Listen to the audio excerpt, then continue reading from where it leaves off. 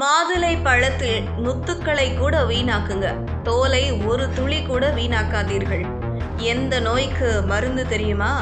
மாதுளம்பழம் என்றாலே இரத்தத்தை கூட்டும் பழம் என்றுதான் பொதுவாக எல்லோருக்கும் தெரியும். மாதுளை வாங்கி வைத்ததும் முதலில் அந்த பழத்தில் உள்ள முத்துக்களை மட்டும் எடுத்துவிட்டு சுற்றி இருக்கும் வெள்ளை தோலை கசப்பா இருக்குதுன்னு நினைச்சு முழுசா தூக்கி போட்டு விடுவோம். ஆனால் நாம செய்யும் அந்த ஒரு செயல்தான் நம்ம இதயத்துக்கான ஒரு முக்கியமான இயற்கை பாதுகாப்பை நாமே இழந்து விடுவது போல. ஏனென்றால் அந்த வெள்ளை தோலில்தான் நம்ம இரத்த நாளங்களை உள்ளுக்குள் இருந்து சுத்தம் செய்யும் சக்தி நிறைந்த சத்துக்கள் மறைஞ்சிருக்கிறது. இந்த வெள்ளை தோலுக்குள் புனிகலாஜின்ஸ் மற்றும் எலாஜிக் ஆசிட் என்ற சக்தி வாய்ந்த ஆன்டி ஆக்சிடென்ட்டுகள் அதிகமாக இருக்கின்றன. இந்த சத்துக்கள் நம்ம இரத்த நாளங்களுக்குள் மெதுவாக ஒட்டி கொண்டும் கொழுப்பு படலங்களை கரைத்து இரத்தம் தடையில்லாமல் ஓட உதவுகின்றன. இரத்த நாளங்கள் சுத்தமாக ஆரம்பிக்கும் போது இதயத்திற்கு போகும் இரத்த பாதையும் சீராகி இதயத்திற்கு வரும் அழுத்தமும் குறைய ஆரம்பிக்கிறது. இதுதான் மாரடைப்பு வருவதற்கான அபாயத்தை மெதுவாக குறைக்கும் முதல் அடையாளம்.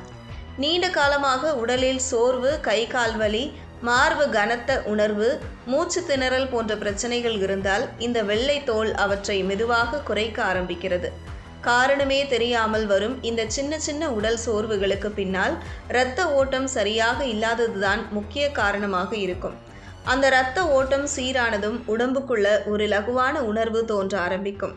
இதயம் மட்டுமல்லாமல் இந்த வெள்ளை தோல் உடலுக்குள் இருக்கும் தேவையில்லாத அழற்சிகளையும் குறைக்க உதவுகிறது.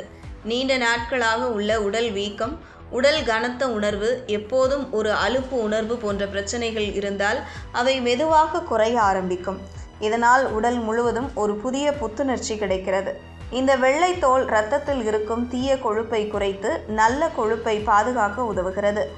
சர்க்கரை அளவு திடீரென உயராமல் இருக்கவும் துணை புரிகிறது. இதனால் மூளை, சிறுநீரகம், கண்கள் போன்ற முக்கிய உறுப்புகளுக்கும் இது ஒரு இயற்கை பாதுகாப்பு கவசமாக மாறுகிறது. அதனால்தான் இயற்கை மருத்துவ முறைகளில் மாதுளையின் இந்த பகுதி முக்கியமாக பயன்படுத்தப்படுகிறது. சாப்பிட்ற முறை ரொம்பவே சிம்பிள். மாதுளையை உரிக்கும் போது அந்த வெள்ளை தோலை முழுவதுமாக அகற்றாமல் சிறிதளவு மணிகளோடு சேர்த்து மென்று சாப்பிடலாம். ஜூஸ் செய்யும் போதும் சிறிதளவு அந்த தோலை சேர்த்து அரைக்கலாம். ஆரம்பத்தில் கசப்பாக இருக்கும், ஆனால் அந்த கசப்புக்குள்ளே தான் உடம்புக்குள்ள வேலை செய்யும் உண்மையான சக்தி மறைஞ்சிருக்கிறது. வாரத்துக்கு 2 அல்லது 3 முறை இதை பழக்கமாக்கினாலே போதும். நாம் கசப்புன்னு சொல்லி குப்பையில் போடுற அந்த ஒரு சின்ன பகுதி தான் நாளைக்கு நம்ம இதயத்தை அமைதியாக காப்பாற்றும் பெரிய கவசமாக மாறப்போகிறது.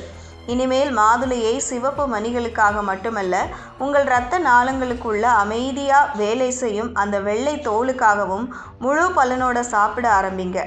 இன்றைக்கு நீங்கள் எடுக்கிற இந்த ஒரு சின்ன முடிவு நாளைக்கு உங்கள் இதயத்துக்கு பெரிய பாதுகாப்பாக மாறும்.